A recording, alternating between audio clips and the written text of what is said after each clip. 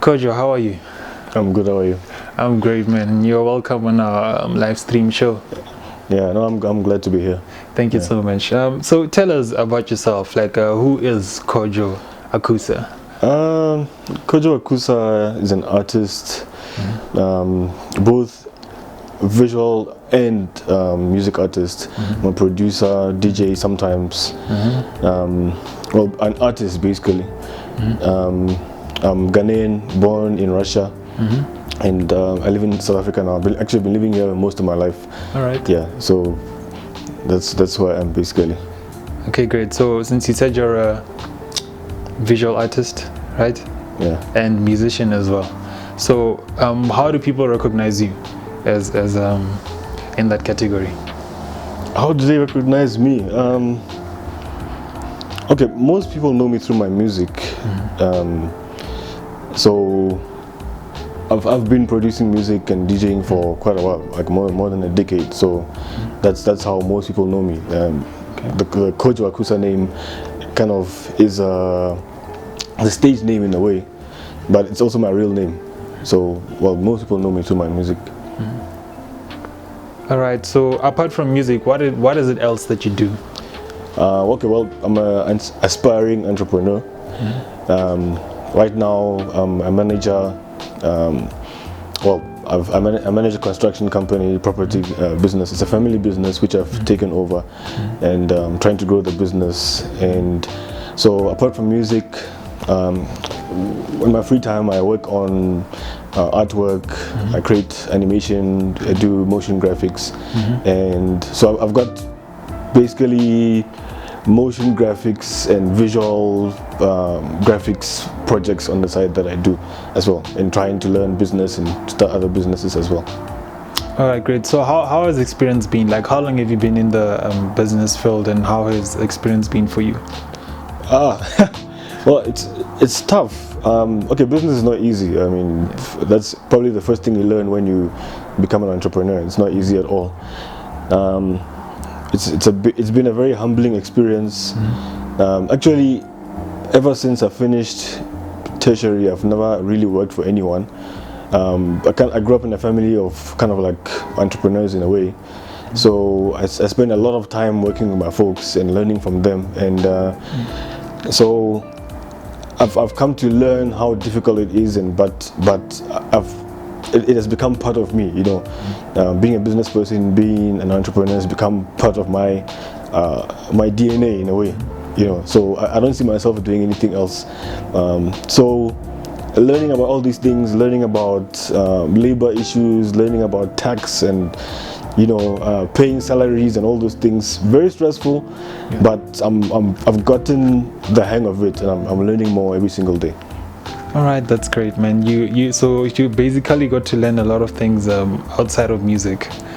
Well, I think of my music as right now just as something that I do on the side, or just one of the things that I do. Music just happens to be one of the ways that I express myself, and I've always thought of it like that. Many people think it's my career or something like that, and that's not what it is. Like I said, I'm an artist, so music just happens to be one of the ways that I express myself, I create, and it's not really my identity as such. It's just part of who I am. All right, I like that. It's actually a part of who you are. Yeah. So would you suggest it as for youngsters that are busy doing music? Would you say they should take it as a career, full time, like most popular artists do it, or should it be a side hustle? I think it depends. What I always say is, okay, whenever I get this question, the first thing I ask is what is your why? Why do you want to be a musician? Why do you want to follow it as a career? It's because one thing I've come to realize is that it's not an easy industry to be in, especially in South Africa. It's like a lot of people fighting for a very small cake, everyone trying to get a piece of a small cake, and it's cutthroat.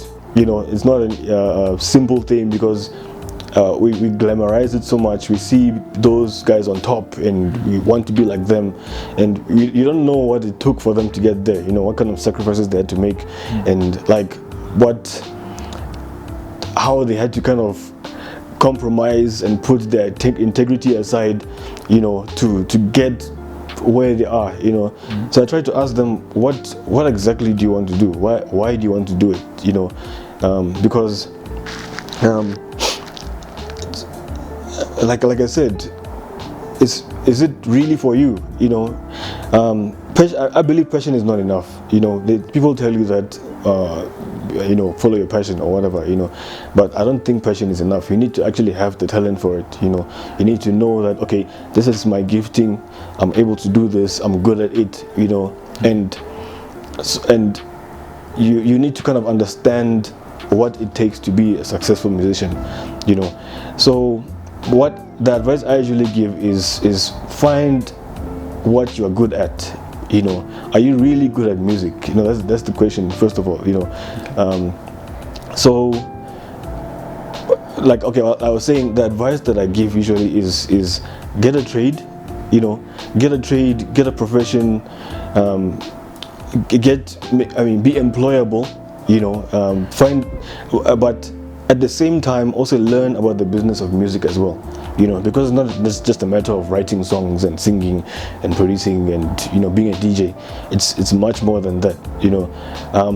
Yeah, follow your passion, do what you love, but make sure people are going to pay you for it, you know. Find out what it takes for people to pay you for it and how to make a living from it, you know. Otherwise you'll find yourself after 10 years not achieving anything, realize that you wasted your life, you've not learned anything, you don't have any skills, marketable skills, you know. So you have to kind of like be really honest with yourself and kind of really understand why you want to do it and what your goal is at the end of the day. So I like what you said about passion is not enough. So you're saying that on top of you having the skill and talent, you should know how to make a business out of it. Yeah, exactly. Yeah, that's what you're saying. Yeah, so you need to learn the business of music. You need to create a network, you know, because to be totally honest with you, this music is all about who you know. Well, if it's not everything, that's about at least 70% of more, you know, of who you know, you know. So being in the right group, you know, in the right circles, and being in the network of people who basically you need to know someone who knows someone who's going to open the door for you. You know, it's very important. You know, I get a lot of people complaining that they're struggling in the town which they are at because there's no opportunities and so on. You know, many of us have had to move to Gauteng, or, you know, because that is where the how do I say it? That's where it's happening. That's where the opportunity is. Yeah. You know. I like that. So tell me something. How do you find your experience in entrepreneurship in comparison to music? Is it something that you love doing, or is it for the sake of putting food on the table? Well, okay, entrepreneurship. Okay, what I've come to realize is that, okay, my main goal in life is freedom. I want to be free, you know. So whatever I do, it's always geared towards that, you know. What I'm creating, is it going to contribute towards my end goal, you know, of being free, financially free? And I believe entrepreneurship is like the main way, you know, one of the main ways, investing in entrepreneurship, you know. And like I said, music is just kind of part of that whole, you know, it's part of the whole, you know. I do music for fun, I mean, pretty much. And there's a point where music was the main thing I was doing, you know. I was just pursuing it and following it, but I've come to realize that you need kind of need to be more than just a producer, or more than just a DJ, you know. Being an entrepreneur, it's a challenge, you know. It's a challenging thing, creating something that no one can fire you from, you know. That's something which it's extremely difficult, but at the end of the day, the freedom and the satisfaction you get from it is worth it. That's great. So have there been high times and low, like what are the lowest times for you being in business, and what are the highest times for you, like the happiest times, the saddest times and the happiest times being in entrepreneurship? I'm still out. Okay, as an entrepreneur, I would say I'm still a baby. I'm still in the first stages. Mm-hmm. I don't think I've really experienced world-ending, serious issues, because to some extent I've been quite lucky. I've been quite fortunate because the current business that where I work, the current business that I'm working at, I didn't start this business. My parents started it, and they built the foundation. So I'm just kind of building on top of that foundation, But as an entrepreneur, creating my own things, I've tried to be in the entertainment industry, starting record labels, trying to start a media company, and so on. And that is tough, That is very tough. I think the worst thing that has happened for me as an entrepreneur is starting a record label and learning how important it is to be present, to be present, to be in control, not to lose control, because people will come in and say that I want to invest, I want to buy shares in your company or so on, at the beginning they'll say, no, we'll be silent investors. We won't tamper with how the business is run, and then you will actually have to be like careful not to sell off too much of control, in your company, and that's what I did. I allowed someone else to take over. I was not aware of what was happening in the business, and I ended up losing the company because the investors had taken over. They started making the decisions, in the company. Yeah, I think one of the things about being an entrepreneur is getting used to failure. Failure is probably the best teacher of all. I think you have to make failure your friend. If you don't fail, then you don't learn. For instance, now I know for sure that if I started a company and I want investors, then I need to make sure that I still have some kind of control of the business at the end of the day. And in fact, sometimes you don't need investors, you don't need capital. It's possible to create your to build a business and to build the brand, with your team without actually bringing anyone in at the end of the day. You think that the person will help you to accelerate your business, but at the end of the day, they end up taking over, and it becomes a mess because your vision and their vision is totally different. And that's another lesson as well. Make sure that if you're going to get a partner, you're going to get someone who's going to who you will work with to start the company, or bringing in someone else. You must make sure that your visions align. We want to take it that way. When you started the company, you had a certain vision, you knew where you wanted to go, and then this person comes in and they start pulling you in a different direction. But then what you've done is you've given them so much control that you can't say anything, because they said, okay, no, I invested 1 million in your business, so you have to do what I say. You start firing your employees, your most loyal employees, and bringing their own people in, their own yes men, and all kinds of crazy things can happen, in that kind of situation. So I learned a lot from that situation, and that's why when I started the next record label, media company, I knew what to do. I knew who to work with, who not to work with, and who not to bring along on the ride. All right. So you'd say it's a no in terms of bringing partners into business. For you, from your honest point of view, you wouldn't really advise anyone who's starting from ground to really bring in a partner, or you'd say bring in a partner, but let it be someone that you really know. Yeah. Okay. I think it depends. You can work with a partner, but it has to be someone that you know, someone that you trust. I think trust is very important, because it could be someone that you know, but can you really trust them? That's the question. And not only that, make sure that you have your what do you call it, your share certificate. You must decide at the beginning who owns what, because I've heard of a lot of people who started businesses, they started working together, and at some point when the business grows, it gets to a certain point, and then problems start because we don't know who owns what. We don't know who actually has control. Then you start. Basically, the fighting splits up the business at the end of the day.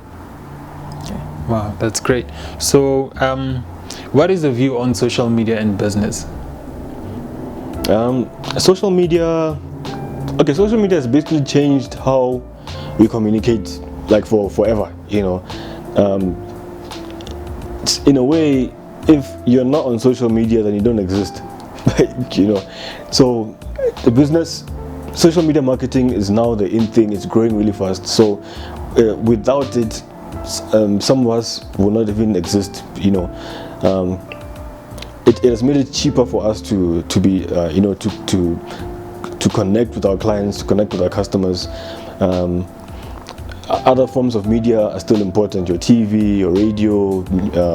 Newspapers are dead, magazines are dying, but social media allows you to reach a wider range of people at a much lower cost and much quicker, and to get exactly to your target, at a very low cost, and it has really changed the game, and I think it's going to continue to develop, and it's going to continue to revolutionize business. So for you, have you found it working for you, especially in your music career, in terms of you engaging with your audience? Because I see that you have like quite a lot of following on your Facebook, on your Twitter as well. It's a little bit on your Instagram. So have you found it really being an advantage in terms of your music career, since you've been spending more years in music than in business as an entrepreneurship? Okay, I'll be honest. I've not used social media to the extent that I could have. I've not been very active on social media because right now I'm so focused on other things that I don't really bother much. Not that I don't bother with social media much, but I don't produce as much music as I used to because of lack of time. But because of social media, even though I'm not creating content, I'm still able to engage, with old fans and speak to them and engage with them. And my following is still growing, because of being able to engage with fans, And I think without it, I probably would not be where I am now, as an artist and as a creative, So because of social media, I remain relevant, even though I'm not constantly releasing music all the time, So I think that is how it has helped me. So how would you say, how would you advise entrepreneurs out there? What would you say is the best way for them to remain relevant? Well, that's a tough question. Well, okay, like I said, continue to engage with your fans, while building your brand. Be consistent, reply to everyone that you can, because I think what has changed now is that people are more concerned about the artists, or actually those who win make people more concerned about them than their work. I think people are more concerned about the artist than the artist's work, in a way, So if you make people care about you as much as they do about your work, then I think that's how you remain relevant, because people want to engage with you, they want to connect with you on an emotional level. So I think that's quite important, and also being consistent, because nowadays people's attention spans are so short that you just disappear for 2 months and then they forget about you. They think you're dead or something, So it's really important to just be consistent and continually engage with your fans, with your followers, and post content as much as possible, quality content especially. Mm-hmm. Yeah. All right. So, how do you find balance between music and business? I don't. There is no balance. For me, it's about what is important and what is my priority at any time, you know. So as I spend most of my time at work, I work full time, and when I have free time, if I feel like it, if I'm inspired, I work on music. So it's usually about what is my priority, what is important, what are my goals, and right now I'm trying to build the business. I'm trying to establish it. So most of my focus and most of my energy and my time is on the company, it's on the business, you know. So especially now with this coronavirus issue, you know, things are quite hectic. So I don't really work on music as much as I used to. But really, there's no balance, you know. Music I do on the side, weekends, after work, you know, before sleeping sometimes, you know. So that's why people are always complaining that I'm not releasing as much as I used to, you know, begging me to release stuff. But well, when I get time, I produce stuff. This is basically how it is. So you'd advise the best thing to do is to focus on one thing. Yeah. Well, it's difficult to do two things very well at the same time, you know.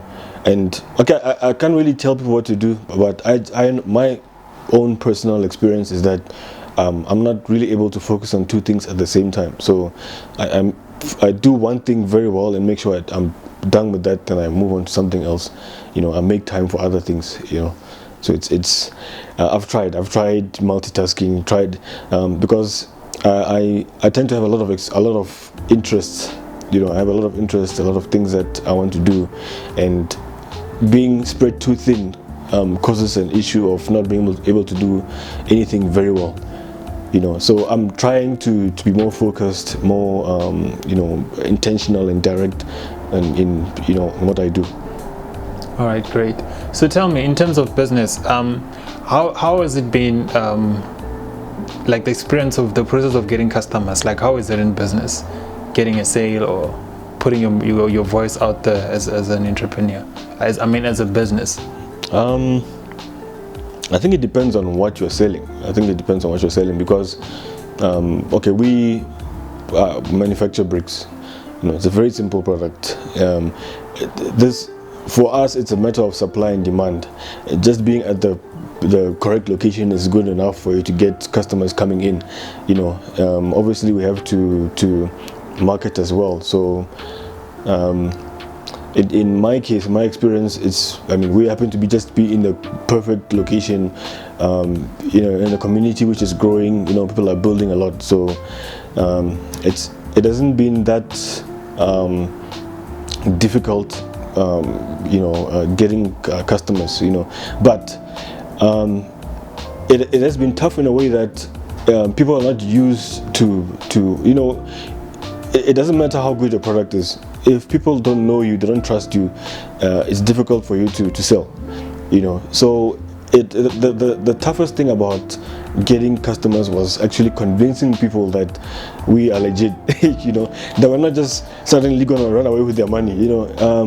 So we kind of had to build a reputation over time, you know, for people to get used to us, you know, spreading by, you know. I think word of mouth has been the most the best way that we have grown, you know. People are and we focused on you know, quality, making sure that our product remains the same, you know, quality, good service, you know, so that we gain a good reputation that people are going to tell their friends and tell their family members, oh no, I got my bricks here, go to them, you know. And that is how we've grown mostly, you know.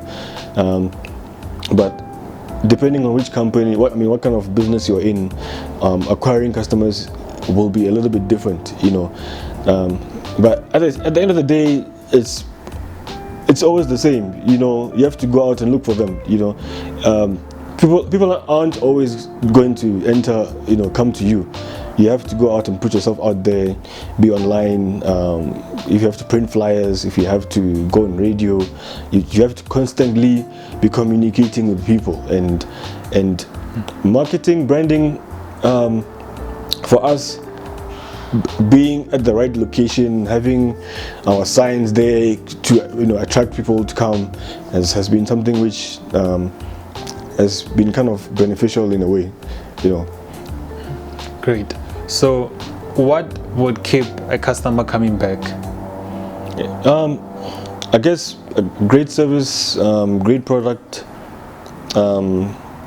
I think if you treat them well, you treat your customers well, you don't disappoint them, you do what you say you will do at the time that you'll do it, they'll come back. If your price is reasonable, in fact, people are willing to pay more, if you treat them really well. If you don't mistreat them, you don't lie to them, I think if your customer service is good, people will keep coming back. You are trustworthy. If you say I'll deliver so and so date, you deliver then, and if you can't, you tell them beforehand that I'm not going to manage, so you just kind of treat them well, and then they'll keep coming back. I think that's yeah. So tell me, in this instance, does location matter about the type of business you do? Yeah, it does. It matters very much. It matters because, well, firstly, access to suppliers, okay, depending on what you're producing. Okay, since we sell bricks, having access to sand is probably the most important thing of all. If you go and put your company in a place where there's no sand, you've already failed, So also being in a very visible place as well, being in a place in a neighborhood or community that is growing. We are on the outskirts of town where people are building like crazy. 4 years ago there was nothing here. It was just bush. 46 years ago there was hardly anything here, but now this whole place is full. The place is filled up. Mankweng is a booming place. So well, I think that is one thing that we got right, the location. Well, anyone who knows business, that like the first principle is location. Location. If it's a digital business also, I think location matters in a way. What platforms are you on? And where are the people? Where are the eyes? Where are the customers? That's probably like one of the most important things. Great. So I like what you said about location. It really matters, especially on, as well on the digital scale as well, like where and who you put out your business to. Yeah. Right. So how do you get to deal with demand? How do we deal with demand? Wow. Yeah. Okay. For our business, you see, we're a manufacturing business. You see, so having too much demand is great, right? But then you kind of have to manage expectations, customers' expectations.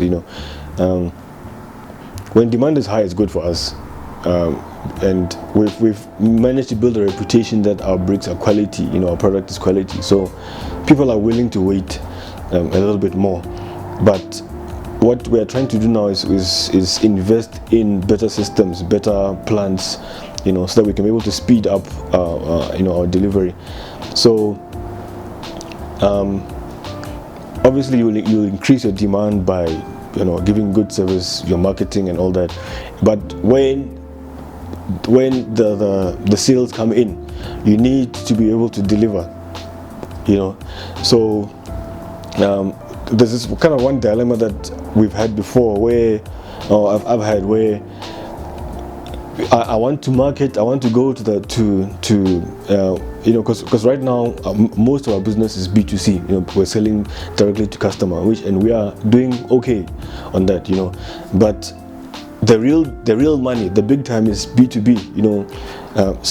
But you need to be able to produce and deliver at a higher scale. You need to but you don't have the capacity. So what do?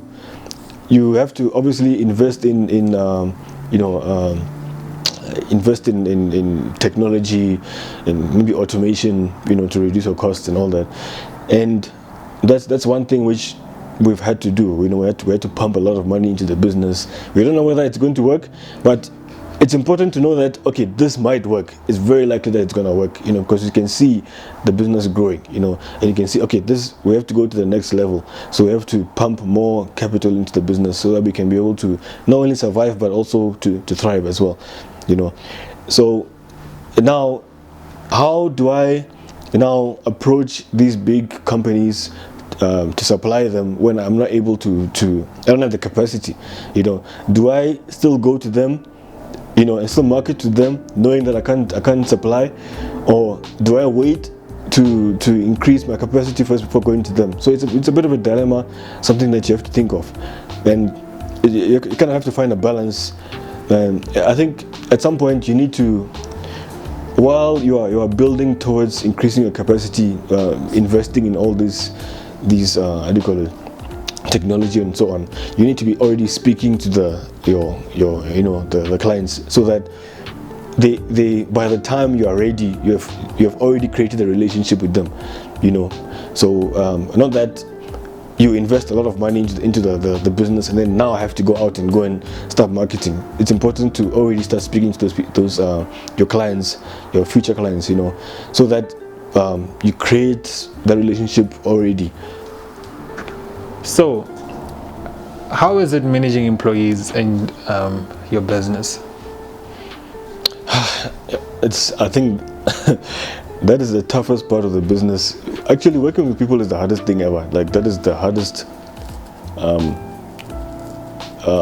job of all, managing people, because at the end of the day, without the employees, your business doesn't exist, right? But what I've learned over time is that you need to have the right people. There's this question where they ask, what is the most important thing about the business? And some will say the people. The people are the most important part of the business. And I've learned from there's a book that I read where they said it's not the people that are the most important part of the business. It's the right people that are the most important part of the business. So it's I've learned that you need to get the right people on the bus.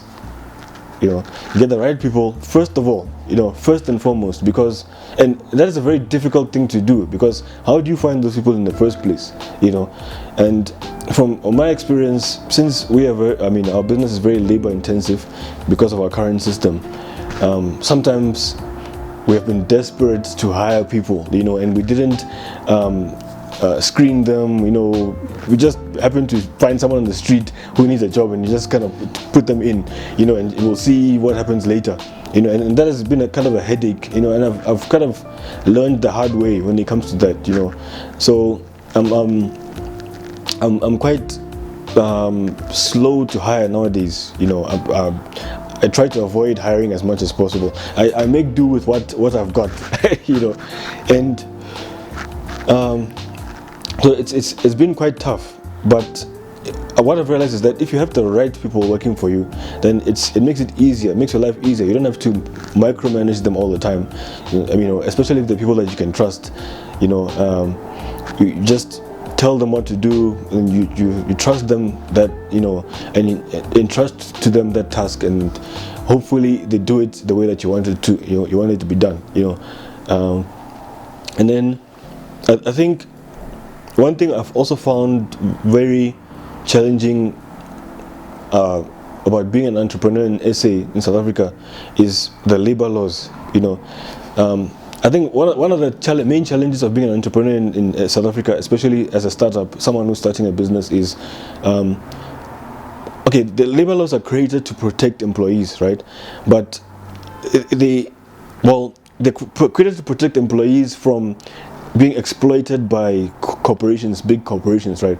But the problem is, whether you employ one person or you have 1,000 employees, you're treated the same, but by the government. So it's really hard to grow as an entrepreneur. It's hard to grow a business. You have to hire more people, but it's difficult because it's so strict. The rules are so strict that you kind of have to think twice before hiring people, because if there's a problem, if something happens and you find yourself in CCMA, right? The law doesn't care about your situation as an entrepreneur, as a business owner. They don't care. They really don't care. What they care about is, did you follow the right procedure? But sometimes, as an entrepreneur, as a startup, it's difficult to follow those procedures specifically. So like I said, I kind of took over this business when it was, I think this business has been running for about 6 years, or 7 years here, in the current location, and I inherited a system which was not compliant to not really compliant to the rules, right?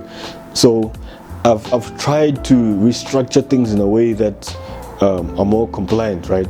But it's really difficult because my problems don't matter as an employer, right? Because I'm treated as as an employer. I'm treated as I'm the parent. I'm their parent. I'm the parent of the employees. The employees are kind of like my responsibility, and what so it's been very difficult, and I've kind of come to learn a lot when it comes to dealing with employees and dealing with the labor laws and so on, and that has probably been my biggest headache of all, being a manager. I've been in CCMA for like 7 times in the past year already, and not because of anything which I did or poor management or anything, but just because of our system. It's been very difficult to do things a certain way, because we want to grow, but then we don't want to break the law, at the end of the day. So it's very tough. Managing people is really tough.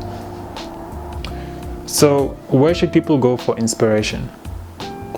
For inspiration, what you mean, entrepreneurs? Like in terms of entrepreneurship, and let's just strictly focus on entrepreneurship and business. Where would you suggest that people go for inspiration if they want to grow in their field? You are dealing with bricks. Someone else is dealing with another industry. As a whole, where can they go to gain that inspiration?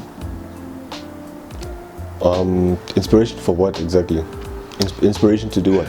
What like who to follow to stay motivated? Who to follow to stay uplifted? Yeah.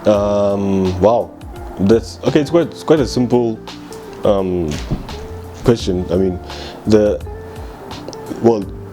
so many people out there online, mentors, entrepreneurs who have been in the game for so long, that you can follow.